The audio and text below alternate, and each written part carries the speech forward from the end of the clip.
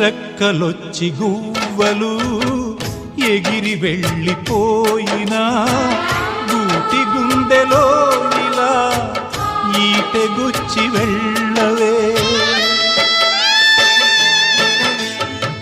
ముళ్ళ చెట్టు కొమ్మలైనా ఎంత పైకి వెళ్ళినా తల్లి వేరుపైనా కత్తి దూసి ఉండవే. మీరే తన లోకమని బతికిన సోదరుని చాలే ఇక వెళ్ళమని తరిమిన మిమ్ముగని